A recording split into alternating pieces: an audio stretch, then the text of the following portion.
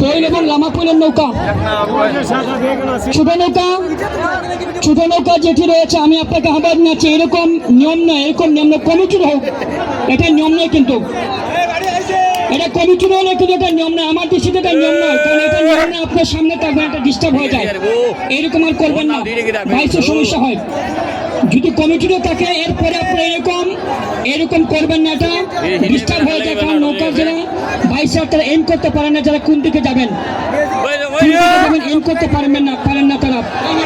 নৌকা আসছে, কিন্তু লক্ষ্য করছি যে একটি নৌকা অনেক এগিয়ে রয়েছে, আমরা লক্ষ্য করছি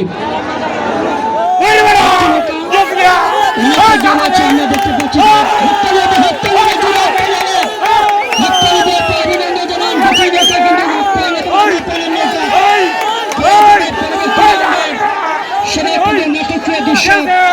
নাটকীয় দৃশ্য কিন্তু লক্ষ্য করছি আমরা, প্রিয় দর্শক,